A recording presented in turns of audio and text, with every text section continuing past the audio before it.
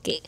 Ang una nating istorya ngayong linggo ay naipost ni Utter the Great. Na-experience mo na ba yung bully sa school? Tapos, years later, malalaman mong may malalim palang dahilan sa likod noon. Ito ang kwento ng isang tao na binayaran yung bully niya para hindi siya guluhin. At may plot twist sa huli. We're living for the plot twist talaga sa mga story. Okay. Alamin natin. Noong middle school ako, meron akong bully. As in, ginawa niyang impyerno yung buhay ko.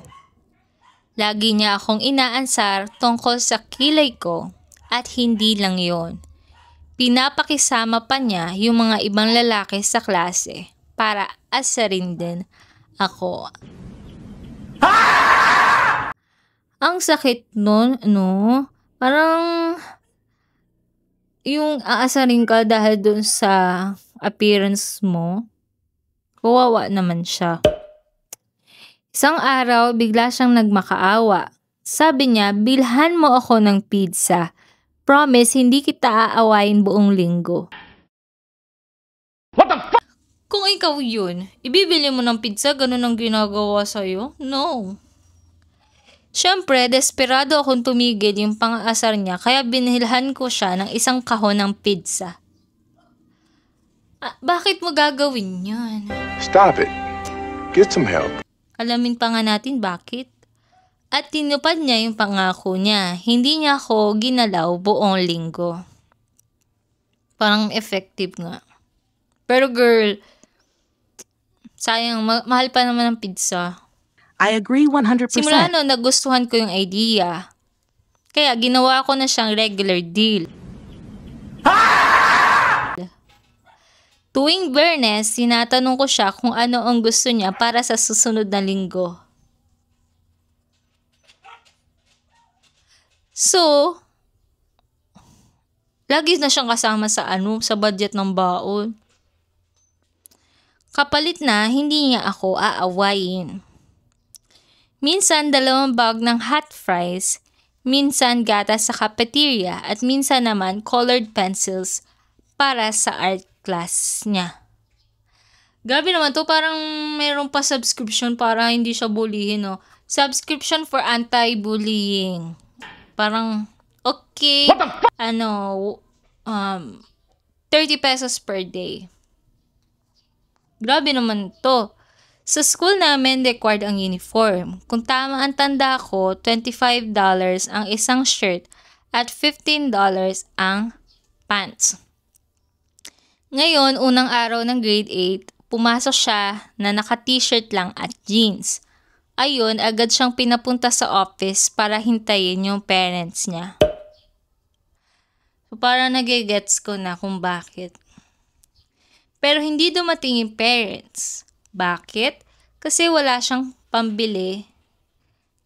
Bakit? Kasi wala silang pambili ng uniform.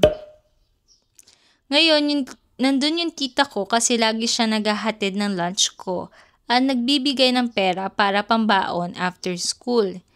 Napansin niya yung bully ko na malungkot at parang umiiyak ng konti. Nalaman niya na hindi talaga kaya ng family nila. Kaya pagkatapos ibigay sa akin yung lunch ko, minilhan niya yung bully ko ng uniform hoodie, ilang t-shirt at long sleeve. Ang bait naman ng tita. Diba? Imbis na awayin niya yung nambubuli doon sa kanyang pamangkin, ganun pa ang ginawa. Bait naman ni tita. Pareha silang mabait. Yung isa naman nanlilibre ng ng pagkain ng nambubuli sa kanya. Ayaw niya sanang tanggapin nung una, pero kinuha niya rin at nagpasalamat. Paglipas ng panahon, 13 years later, so eto na, ano kayang nangyari dun sa bully? Alam niyo ba kung anong ginagawa niya ngayon? Siya na mismo ang nagpapatakbo ng isang non-profit organization, tumutulong para mabigyan ng mga libro yung mga bata. Ang cute! So siguro, ang naging reason niya kung bakit siya nagtayo ng ganitong organization is yung naranasan niya nung bata pa siya. Ang cute naman. At dahil doon, pinatawad ko na siya. Hindi siya lumaking masama, hindi siya kagaya ng ibang bully na hanggang ngayon masama pa rin ang ugali. Sa kanya, na-realize ko na minsan yung mga bully, may pinagdadaanan din. Kaya minsan, kahit gaano talaga kasakit ang mga na-experience natin, meron ding kapalit na learnings. I agree 100%. Alamin natin ang mga komento na madlang people. Malamang may mga komento ditong mga kakaiba.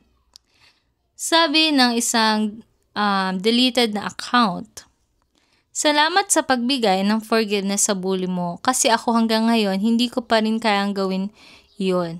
Ang bigat pa rin." Kasi totoo naman talaga guys, no? Yung pag nga naman talaga binuli ka, hindi mo naman talaga mapapatawad agad. Hindi katulad niya na tipong binili niya pa ng pagkain. In a way, gugustuhin mo rin talaga gumanti. Yung pagpapatawad, sobrang mahirap nun para sa'yo kasi sinaktan ka. 'Di ba? I Kaya agree kung 100%. ganito man siya, hindi man siya makapagpatawad agad, understandable naman talaga. Sabi naman ng isa pang madlang people ni Valerian Till. Bulul. May contact ka pa ba sa kanya? So ito'y tanong lang, no? Simpleng tanong pero parang may what if nga naman, no? Nagkausap pa sila tapos nakakatuwa siguro ganong eksena, no? Mag-uusap sila na, ikaw nang bubuli ka sa akin tapos ganito ka na ngayon. Super cute. That's it for our first story. Kung nagustuhan ninyo ang unang storya, malamang magugustuhan nyo rin itong ating susunod na story. Okay guys, itong story nito super nakakatuwa siya. Ito ay naipost ng isang deleted account din. Okay. Kanina, mga 7 p.m., may narinig akong kumakatok sa pinto. Okay? Medyo yun, kasi 7 p.m. madilim na yon, tapos may kakatok sa pinto nyo, tapos wala ka namang inaasahang ibang tao. Medyo kakabahan ka. Pagbukas ko, ayun, yung buntis kong kapitbahay. Siguro nasa 7th or 8th month na siya, so malaki na ang tiyan nito. May hawak siyang maliit na plato. Wait, what? Bakit siya may maliit na plato? Nahihiya pa siyang nagsabi kung pwede daw makahingi na niluluto ko kasi nagustuhan niya yung amoy. Wait a minute! Who are you? Ang cute! Alam niyo naman pag buntis, may cravings talaga na minsan hindi nila mapigilan. Relate ba kayo dyan sa mga buntis dyan? May mga ganito rin ba kayong eksena ngayon? Or sa mga dating nagbuntis, ganito rin ba kayo? Nahihiya siya, paulit-ulit na nagsusorry kasi hindi naman kami magkakilala. Hindi naman pala sila magkakilala tapos manghihingi ng ulam. Oh my God. Pero natuwa na lang ako at sabi ko, okay lang yan. Ang niluluto ko kasi traditional meal mula sa bansa namin. May olive oil, bawang, jalapenos at spices. Kaya siguro sobrang bango at nakakaakit. Binigyan ko siya ng pagkain, ang saya ng mukha niya nang umalis. Napanood ko pa siya naglalakad pa uwi, parang cute na penguin. Alam niyo yung buntis na lakad pa swagger pero ang saya-saya. Para bang successful hunting trip niya yon. At ewan ko ba, pero ako rin. Bigla akong sumaya nung oras na yon. Minsan, ang simple lang ng reason, nakapag-share ka ng pagkain, nakapagpasaya ka pa ng tao. Imagine niyo buntis, tapos kung lumakad parang penguin. Ang cute. Okay, alamin natin ang mga komento ng mga madlang people. Sabi ni Flip in Dude, sa mga Iranian village, gusto na pagbuntis at naaamoy ang niluluto ng kapitbahay, pwedeng kumatok at bibigyan talaga siya ng pagkain. Ang cute naman ng ganitong culture ng mga Iranian. Meron palang ganito. Cute, no? Okay, sabi naman ni Magnetic Marbles, bilang bagong panganak noon, naiiyak ako sa kwentong to. Sobrang bait ng mga tao sa akin nung buntis ako. Pinagdadala ako ng pagkain, binubuhat nila ang gamit ko. Grabe no, parang kahit sa sa mga public transportation, makikita mo yung care ng ibang tao talaga kapag nakita nila yung may buntis, talagang pinapaupo nila, lagi nila pinapauna, 'di ba? So talagang may care grabe yung care ng mga tao kapag buntis.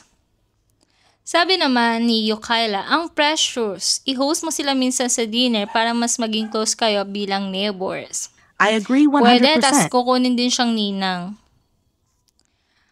Okay, sabi naman ni Sneaky Soap, pag buntis, sobrang overpowering minsan ng cravings. Which is legit, kita-kita nyo naman doon sa nangyari sa buntis doon sa I agree 100%. diba? Sa ating story. Wala na talaga siyang hiya-hiya. Talagang nahingi na siya ng ulam kahit hindi niya kilala. Okay. Napakakita ang ating story. Nagustuhan nyo ba yun, guys? Let me know in the comment section below. Okay, let's move on to our next story. Ang ating next story ay mula kay Lassie Boss Stager. Palihim akong naglalagay ng $5 hanggang $10 sa bulsa ng pantalon ko kada linggo. Bakit naman kaya? Alamin natin. Alam mo, yung asawa ko, ang tingin niya siya yung nakakalamang. Kasi may weekly budget kaming dalawa, tapos feeling niya extra money yung lagi niyang nakukuha. Hindi niya alam, parte pala siya ng budget ko. Nice. At ito pa, kapag susubukan kong maglaba, agad niyang sasabihin, ako na yan. As in, super volunteer siya lagi. Ang cute. Tapos, malalaman mo kaya pala ganyan is, may mga pa-eksena pala siyang ginagawa. Kaya para sa akin, worth every cent talaga. Maliit lang yung amount, pero ang kapalit, happy husband at hindi ko na kailangan maglaba. Tagumpay! Magaling din talaga tong girl na to, ano? So, ito guys, isa yung tip kung gusto ninyong mapaglaba ang asawa ninyo. Lagyan nyo ng pera ang inyong mga damit. Okay, basta isusure nyo lang na hindi naman ganun kalalaki kasi baka naman ang ilagay nyo sobra-sobra pa, lugi pa kayo magpalaba. Kunwari, lang, 500. Tapos malalagay mo, sobra-sobra pa. Wag na. Maglaba ka na lang. 'Di ba? Okay. Let's move on to our next story. Eto guys. Ito naman ay naipost ni deleted account din. Okay. Sabi niya, grabe guys, may kwento ako na sobrang kakaiba pero sobrang nakaka-touch. Okay. Ako ay 30 years old. Ang kapatid ko naman ay 24. So, yung difference ng age nila is hindi gano'n nagkakalayo. Siya ang pinaka-best brother ko. Naalala ko pa nung pinanganak siya, sobrang saya ko habang buhat ko siya. Habang lumalaki kami, alam kong iba siya. Kasi may Down syndrome siya. Pero para sa akin, siya yung isa sa best friends ko. Ang cute naman na ganito yung turing niya sa kapatid niya, 'di ba? Cute. Noong isang buwan, umalis ang parents namin. Sabi nila, bantayan ko ang kapatid ko at yung bahay. Siyempre, go agad ako. Dinala ko yung PS5, snacks, beers para chill bonding time kami. Habang naglalaro kami ng Elden Ring, dumating yung part na tinawag siya ng NPC na Maidenless. Sabi ko pa, bro, tinawag kang Maidenless. Okay, sa mga hindi na nakakaalam, ang Maidenless, guys, in the game's lore, so sa mundo ng mga laro, sa mga hindi nakakaalam, ang Maiden ay isang spiritual guide who helps your character level up and progress. So, kung ihahalin tulad daw ito sa totoong buhay, ang ibig sabihin na Maidenless is walang kahit sinong nag-guide sa'yo. Or, parang wala kang partner, wala kang girlfriend. Ganon. So, siguro dito na na-hurt yung etong ating story sender para sa kanyang kapatid. Bigla siya nalungkot. Tapos sabi niya, I am maidenless. Wala akong girlfriend. Hindi ako magkaka-girlfriend. Lungkot. Nakakalungkot naman talaga, di ba? Kahit ikaw, kung kapatid mo yun, maaawa ka, no? Okay. Sabi niya, kinausap ko siya pero nakita kong sobrang depressed siya. Kaya naisip ko, bakit hindi ko siya tulungan?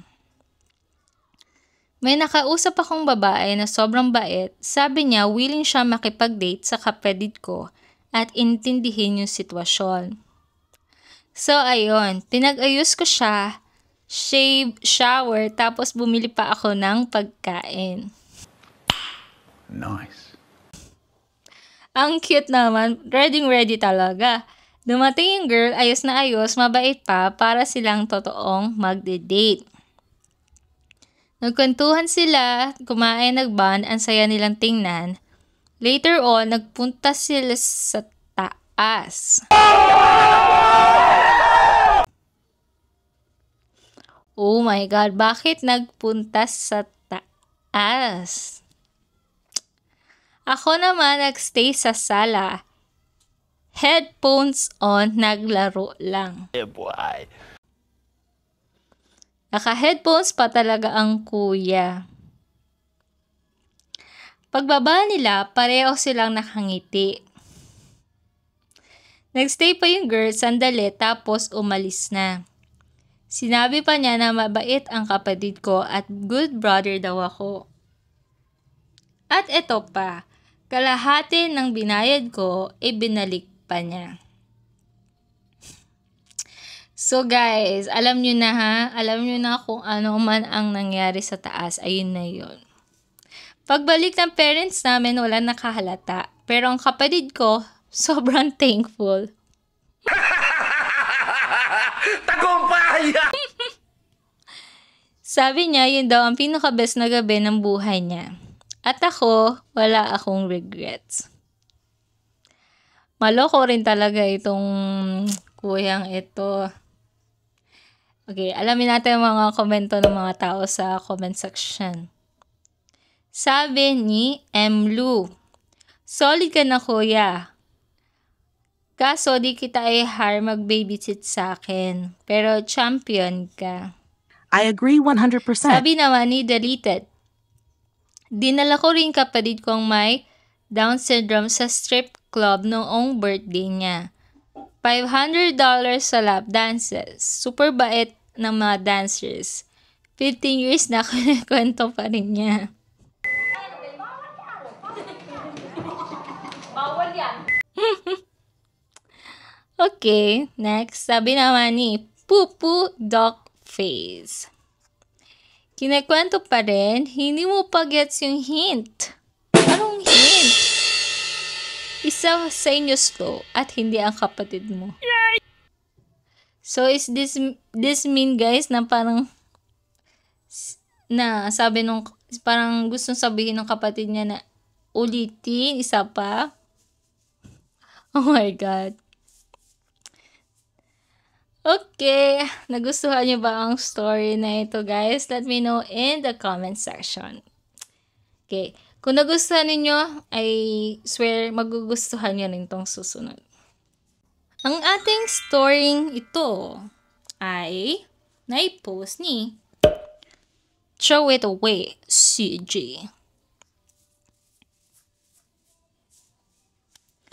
Nag-away kami ng boyfriend ko dati at sa init ng ulo niya, bigla niyang sinabi, I could care less about you. If you died tomorrow, I wouldn't go to your funeral. Grabe naman to.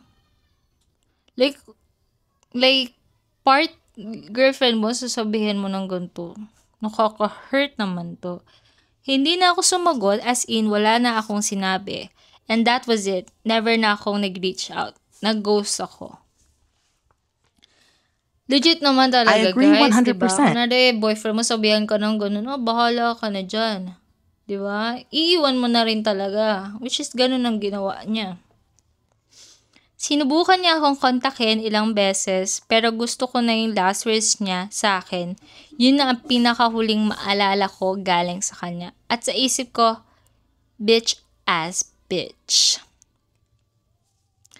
May gana pa talaga siyang, may mukha pa talaga siyang mag-reach out after nung sinabi niya, di ba? Kapal naman nung face. Okay, alamin natin ang mga comments, guys. Sabi ni, stressed but blessed. I ghosted a long-term boyfriend before. So, same lang pala sila. Kasi, every time we argued, lagi niyang sinasabi, fine, I'm breaking up with you. One time, sinabi niya ulit, so I told him to get the fuck out of my house and blocked his number. Best decision ever. Good for you for sticking up for yourself. Utsa naman eh! Utsa naman eh! Yes, so pareho sila ng vibes, 'di ba? Ah, gusto mo? Sige. Girl power. That's one thumbs up. I super like it. Okay. Sabi naman ni Super Saiyan Ghost. My ex would break up with me at the drop of a hat, and I had to beg her to reconsider. Last time I said okay and made her stick to it. She even wrote to my parents when I blocked her, pero I stood my ground. Grabe naman to, napaka-toxic, umabot pa sa parents. Ba't mo naman papaabutin, diba? Cringe. Sabi pa ni The Dup Deity, I had an ex who broke up with me on average once a month. Ano ka nasisira, ulo? Huh? Talagang may paano, no? Imagine mo, every month, na makikipaghiwalay. Like, Ano ka seriously, nasisira, ulo? ano to, may schedule? One time, I even forgot we were still together for a week kasi hindi kami nag-usap. Sobrang saya ko noon. Eventually, ako na rin ang nakipag-break. Legit naman talaga. Kung ganyan na alos mayat maya nakikipag-break, mawawalan din talaga na gana. Okay. Let's move on to our next story. Our next story is posted also by a deleted account. Alamin natin ang kanyang storya. May anak akong 4 na taon pa lang at may rare na sakit siya sa dugo. Oh my God. Idiopathic thrombocytopenia purpura. I'm not sure guys kung tama yung yung aking pronunciation. Okay. Isang condition siya kung saan inaatake ng immune system niya ang platelets niya mismo. Kaya bigla na lang siyang dumudugo. Kahit saan, kahit kailan. Ang hirap nito, no? Hindi mo alam kung kailan. Like, parang walang symptoms eh. Imagine niyo kung gaano yun kahirap, no? Noong isang linggo, bigla na lang nagdugo ang mata niya. Kalahati ng mata niya. Oh my God. Pero imagine niyo, ilang taon pa lang, 4 years old. Tapos ganito na yung binagdadaanan, no? Ay. Kanina lang nagkaroon siya ng nosebleed na umabot ng 5 oras. Ang tagal. Naramdaman niya kapag paparating na ang pagdurugo kaya umuupo na siya dala ang kit niya. Tissue, trash bag, puke bucket kapag nasusuka siya sa dugo na nanlunok niya. Gauze, cold packs, lahat yan hawak ng isang 4 na taong gulang. Grabe, kawawa naman yung baby. 3 taon kong kinukumbinsi ang sarili ko na oo, may sakit siya. Pero hindi naman ganun kalala. Pero 1 linggo kaming na-confine sa hospital. Severe anemia at halos wala ng detectable platelets. Grabe na kasi nga, mayat maya yung pagdudugo. So, severe anemia. Di ba anemia mababa yung platelets or red blood cells? I'm not sure. Doon ko na-realize, ganun na siya kasakit. Ngayon, binibigyan siya ng isang wish. Oh my God. Kasi ganun na kaseryoso ang kalagayan niya. At habang mas lumalala siya, alam kong yon ang dahilan kung bakit nasubukan na namin lahat ng gamot, lahat ng treatment, wala talagang gumagana. Grabe to guys, no?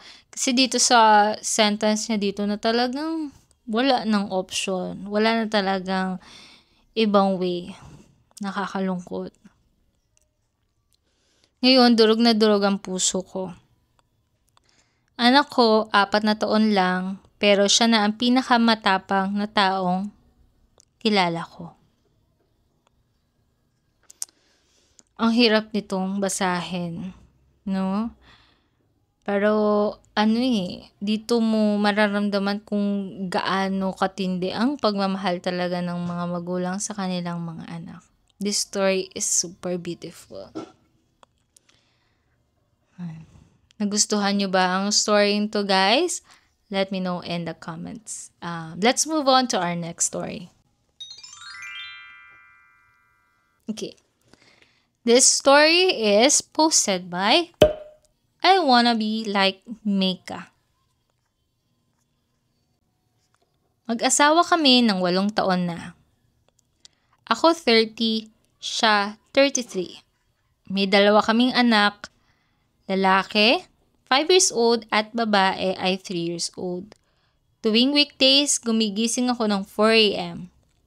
Nililinis ko litter box, nilalakad ang aso, nagsisweep ng bahay, tinutupi ang mga tuyong damit at sinisimulan ang bagong labada. Grabe naman to. Bakit ang dami niyo pang ginagawa, no? Tapos papasok pa siya. Tumatakbo ako ng 3 milya sa dilim bago pumasok sa trabaho. Naliligo at umaalis ng bahay ng 6 a.m. 2 oras ang commute. Trabaho ko mula 8 a.m. to 5 p.m. pero madalas umaabot ng 6:30 p.m. Pag uwi ko, 1.5 hours din ang biyahe. Pagdating ko, magulo ang bahay, walang hapunan. Nag-overeat sila minsan. Meron para sa akin, pero minsan wala. Gutom ako kaya madalas cereal o TV dinner na lang. Wait, what? Grabe naman to. Kawawa naman siya. Like, pagod na siya, diba, sa work. Tapos, ganito pa siya. Ganito pa yung madadatnan niya pag uwi. Pagtingin ko sa laundry, nandun pa rin yung inumpisahan ko sa umaga at tambak pa yung hindi naumpisahan. Ako na lang ulit. Ang misis ko reklamo tungkol sa stressful day. Hindi dahil sa kids kasi may nanny na ako, kundi dahil sa drama ng mga kaibigan niya. Wait, what? Habang ako gusto ko na lang kumain at makasama ang mga bata. Medyo naguluhan ako sa part na to. So, kumuha na siya ng yaya. Kasi nga, ganito ang nadatnan niya pa sa bahay. 'Di ba? Sabi niya, wala raw akong time sa kanila, absentee father daw ako. Pero ako yung nagbabayad ng bahay. SUV, Montessori school, organic na pagkain, salon, shopping, lahat ng insist niya na non-negotiable. Grabe naman itong asawa na to. Nagagalit pa siya pag tumatakbo ako ng 3 miles. Yun lang ang oras ko para sa sarili ko at ginagawa ko habang tulog sila. Kahit naman tumatakbo siya ng 3 miles, diba? Ang dami na niya nagawa din sa bahay. Sa social media, pinapalabas niyang siya yung supermom at ako parang wala lang. Ang totoo, ako yung nagtatrabaho ng sobra para sa lifestyle na gusto niya. Ang kakapal na mukha nyo. Ang hinihingi ko lang kahit simpleng thank you, Mike. O kahit minsan magluto siya para sa pamilya namin. Marriage ay partnership. I agree Pero ngayon, 100%. pakiramdam ko para akong workhorse na walang appreciation.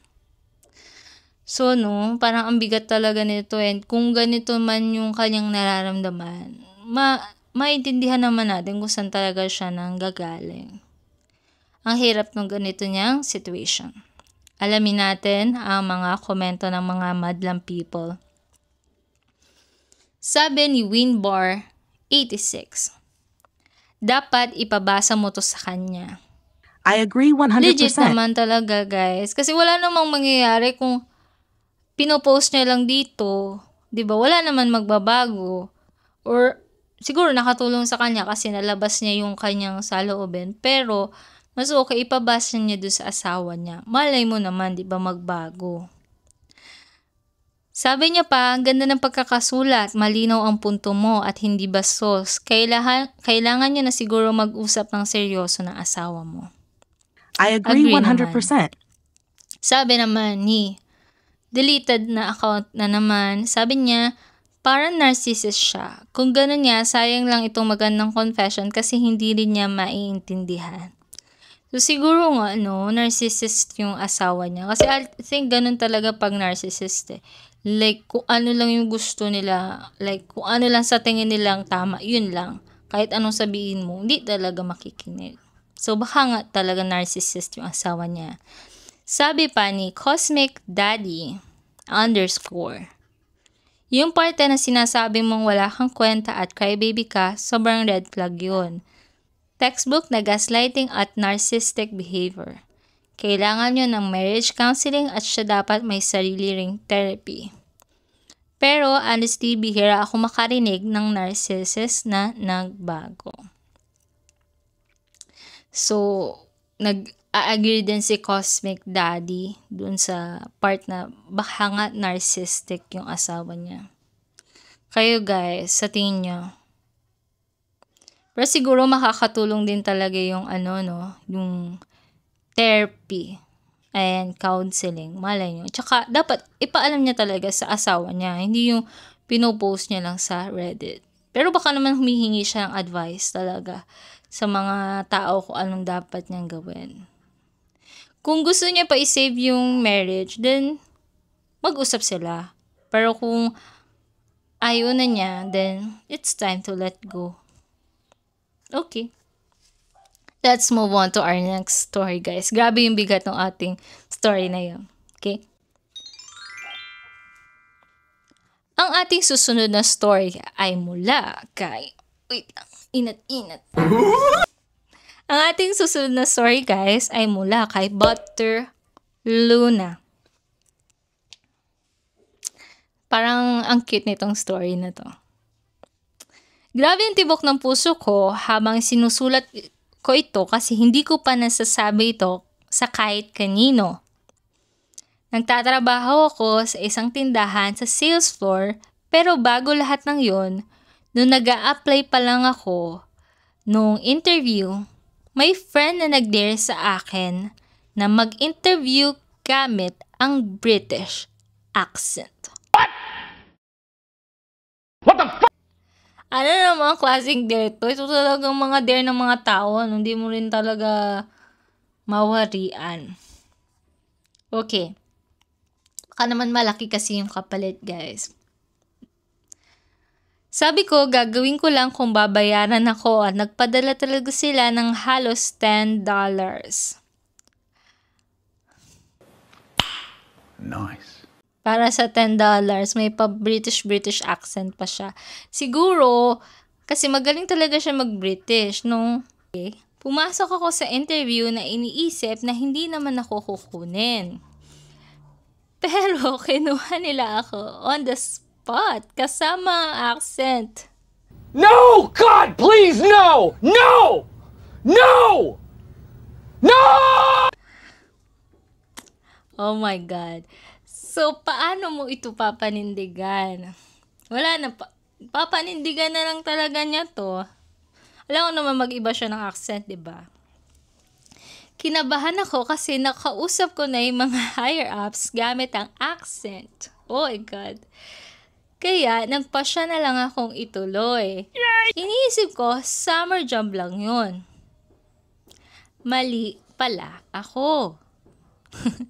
Mga 7 months na ako nagtatrabaho at ginagamit ko pa rin yung accent hanggang ngayon. Huwag mong subukan. Masisira ang buhay mo.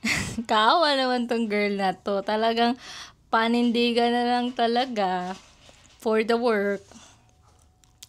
Pag tinatanong kung taga saan ako, hindi ko sinasabi yung hometown ko kasi may ilang Brit na galing doon na kilala ko. Hindi naman naging problema ang accent. So, baka talagang magaling talaga siya mag-British. Hanggang ngayon kasi kaibigan ng boyfriend ko yung isa sa mga coworkers ko. Kaya kailangan kong hanapin yung tamang time para magsabi ng totoo. Salamat sa pakikinig sa TED Talk ko. Katuwa naman itong story na ito. Alamin natin ang mga komento ng Madlang People. Sabi ng hindi natin mabasa yung name, pero sabi niya, okay, pustahan ka.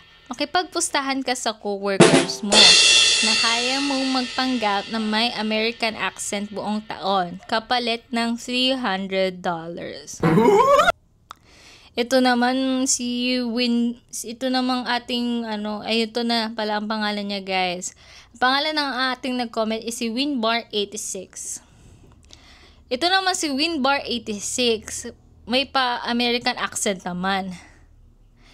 Pwede to, pero sa next work na, hindi na dito sa current work niya kasi British nga eh. Okay. Ay, sabi naman ni Team 226. Magpanggap ka na nagka-head injury tapos bumalik ka na lang sa normal na accent. Nice. Pwede ba yun?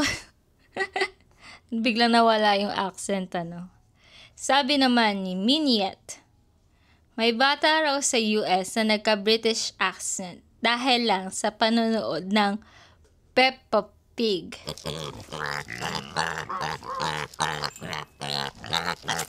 Hindi naman natin talaga, hindi tayo ano tawag dito? Hindi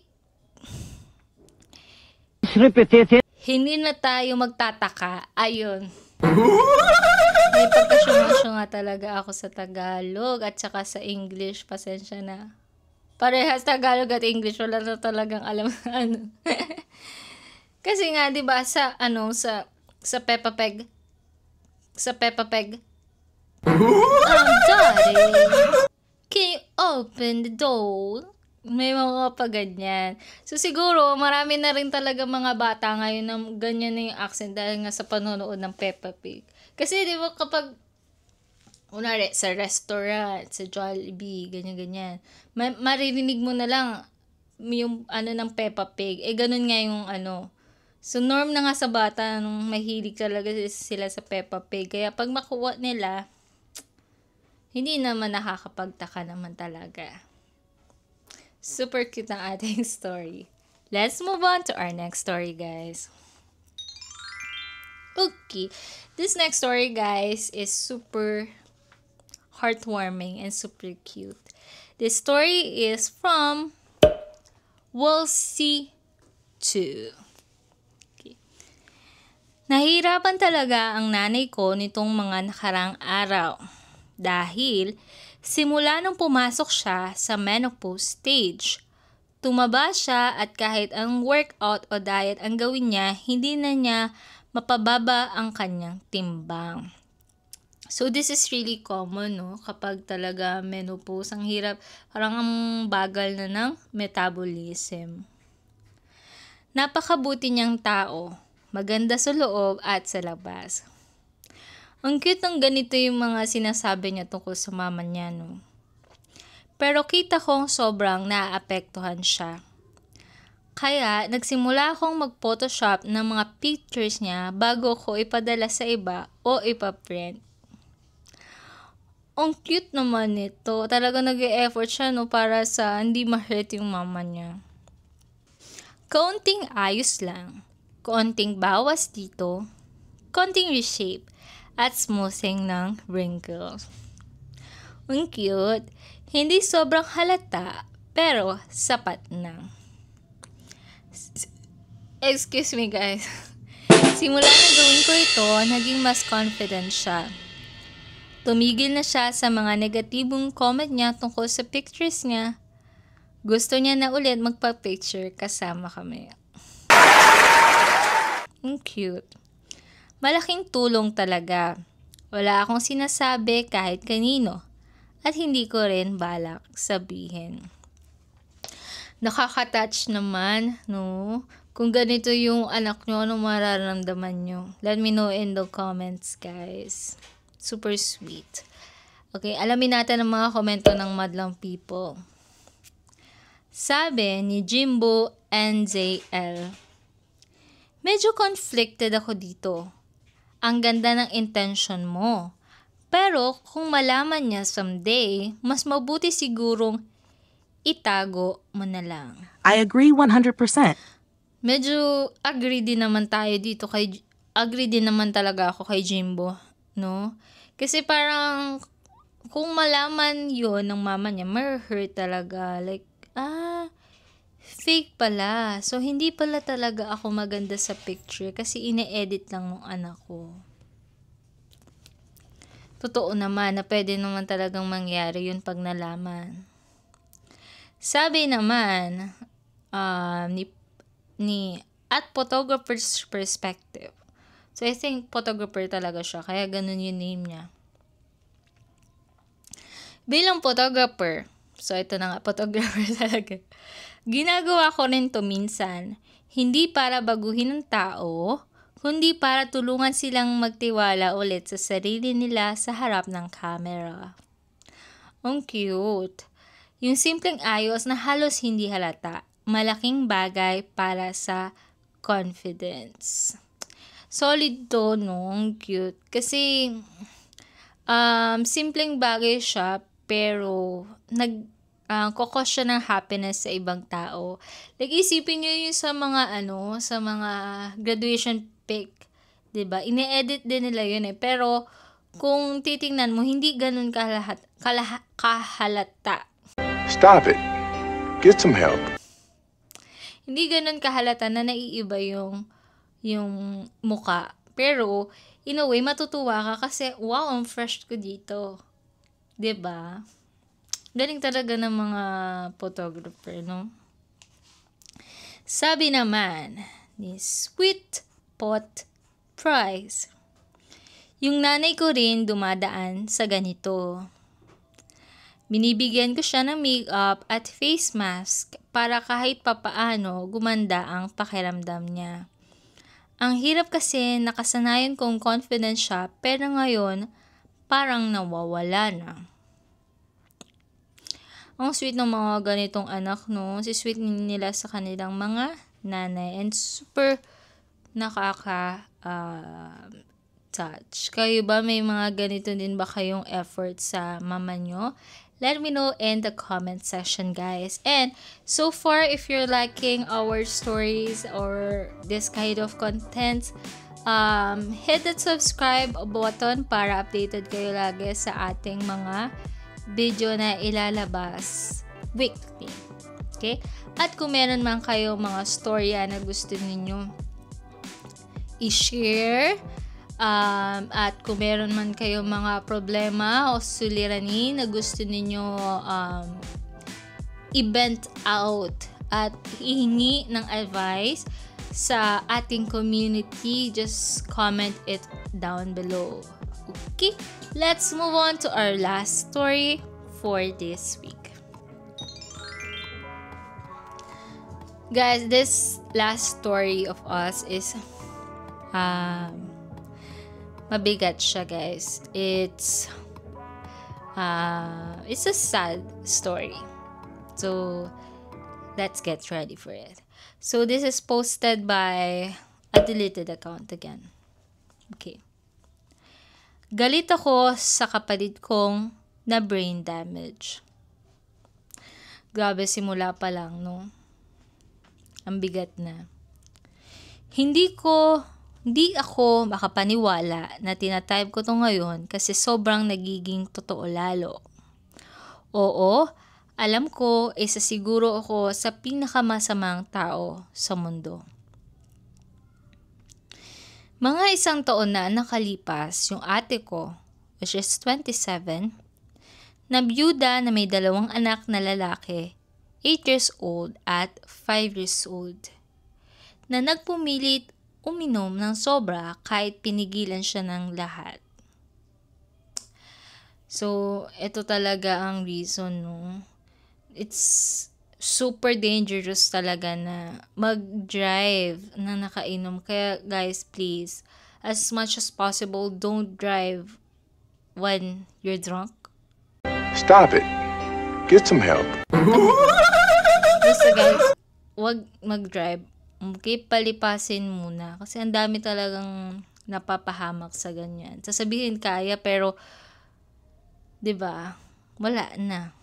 Hindi naman pala talaga kaya. Nag-drive siya ng lasing at binangga ang sasakyan sa isang rock embankment sa labas ng town namin.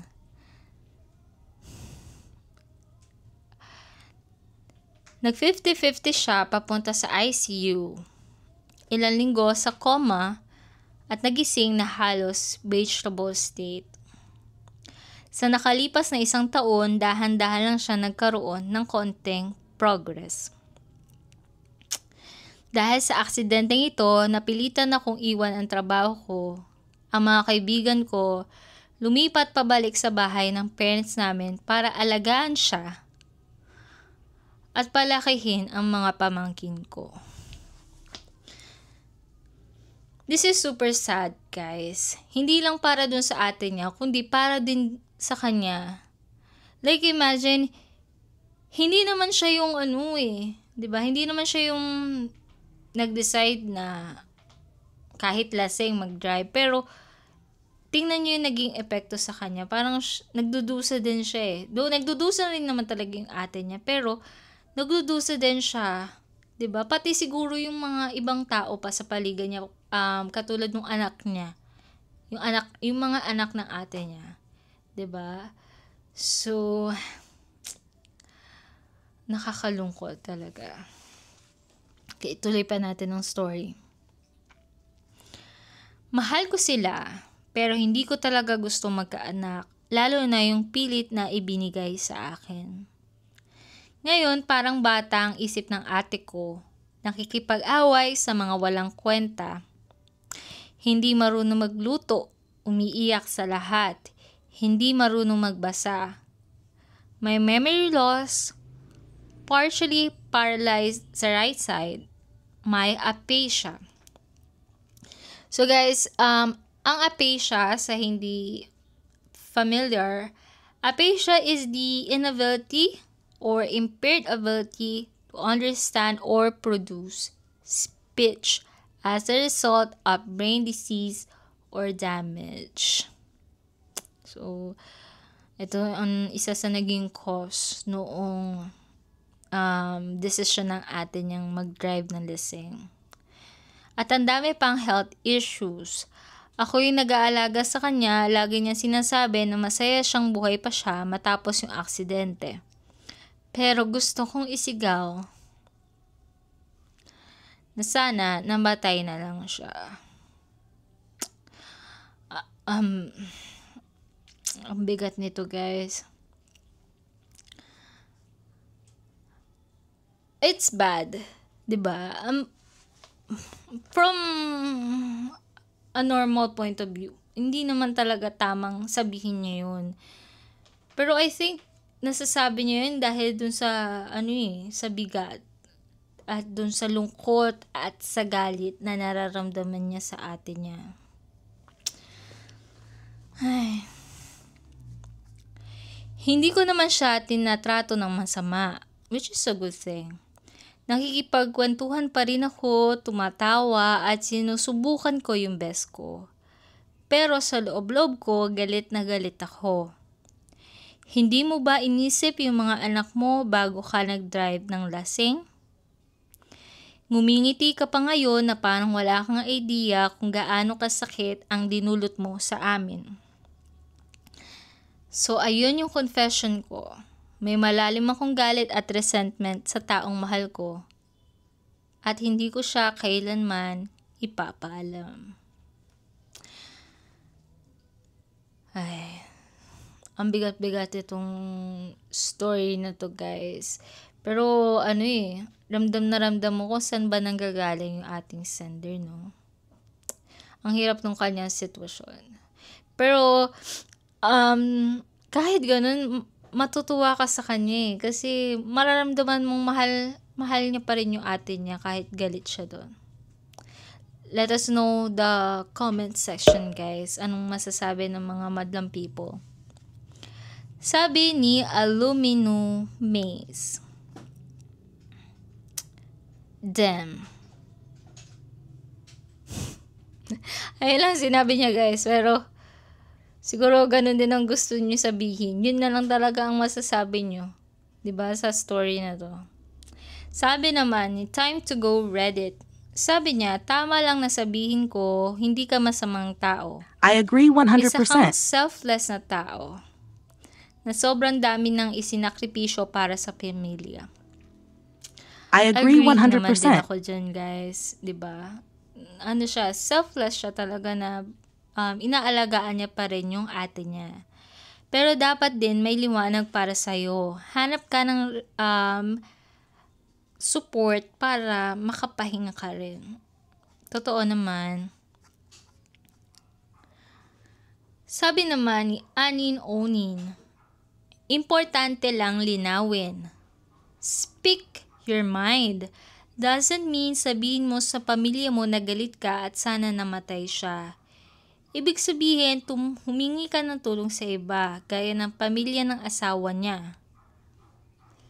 Totoo naman. I agree 100%. Bakit nga naman, ba't parang wala siyang sinabing tumutulong yung asawa ng ate niya or tatay nung mga, pamangkin niya kung naghiwalay man sila, diba? Dapat, nagsusupport pa rin. Para makibahagi sa responsibility. Kahit may resentment ka, mahalaga pa rin yung ginagawa mo. The kids will love you forever dahil dito. Grabe, no? Kahit dun sa mga words niya na gusto niya sabihin sa ate niya, masasabi mong masama siya. Pero dun sa mga actions na ginagawa niya, sasabi mo pa rin, mabait talaga siya Mabait siyang kapatid at hindi siya makasarili. No? Na pwede naman niya hindi yung gawin pero ginagawa niya pa rin para sa atin niya at sa mga pamangkin niya. So, sobrang bigat itong story na to pero meron pa rin tayong matututunang lesson, guys. So, this is really a beautiful story. At doon na nagtatapos ang ating mga story ngayong week, guys. So far, if you're liking this content, don't forget to like, share, and subscribe. And ayun, magkita-kita tayo sa susunod na linggo dito lang sa Pinay Cut, kung saan mga kwento ng totoong buhay, i-chika natin yan. Bye!